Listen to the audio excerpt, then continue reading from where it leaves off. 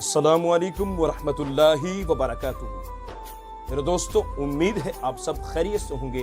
اللہ رب العالمین ہم سب کے روزوں کو اور ہماری عبادات کو اپنی پاک بارگاہ میں قبول و منظور فرمائے۔ میرے دوستو، آج میں 22ویں روزے کے وظائف لے کر حاضر ہوں۔ ایک ایسا واسطہ، ہاں میرے دوستو، ایک ایسا واسطہ، اگر اس واسطے کو آپ اللہ رب العالمین کی بارگاہ میں رکھو اور رکھنے کے بعد پھر دعا مانگو تو اللہ رب العالمین تمہاری دعا کو ضرور بھی ضرور قبول فرمائے گا اور تمہیں جہنم کی آگ سے محفوظ فرمائے گا۔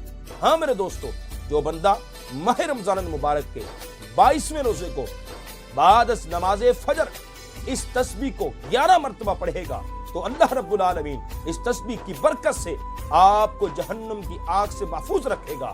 میرے دوستو، وہ وظیفہ کیا ہے؟ اللہم ربی جبریل و میکائیل و اسرافیل و محمد نعوذ بک من النار۔ میرے دوستو، کیا آپ چاہتے ہیں کہ آپ کے لیے دنیا میں بھی سلامتی ہو اور آخرت میں بھی سلامتی ہو؟ تو جو بندہ ماہ رمضان المبارک کے 22ویں روزے کو بعد از نماز ظہر 21 مرتبہ اس تسبیح کو پڑھے گا تو اللہ رب العالمین اس تسبیح کی برکت سے آپ کو دنیا میں بھی سلامتی عطا فرمائے گا اور آخرت میں بھی سلامتی عطا فرمائے گا۔ تو دوستو، وہ تسبیح کون سی ہے؟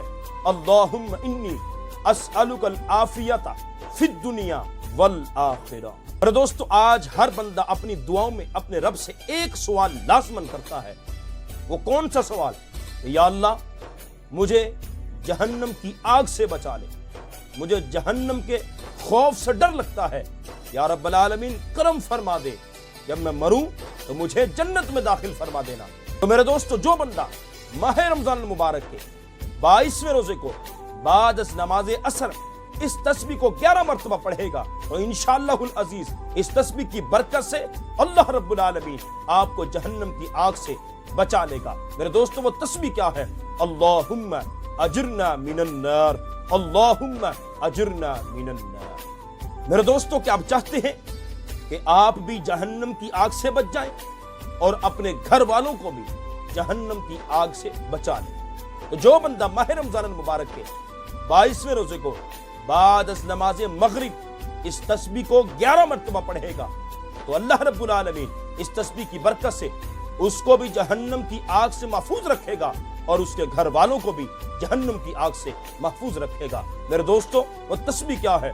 اللہم الیک لا الی النار انا و اہل بیت۔ ایسا عمل، ہاں میرے دوستو، ایک ایسا عمل کہ جس کی وجہ سے آپ کی زندگی ان اعمال کی طرف مائل ہونا شروع ہو جائے جو جہنم سے خلاصی والے اعمال۔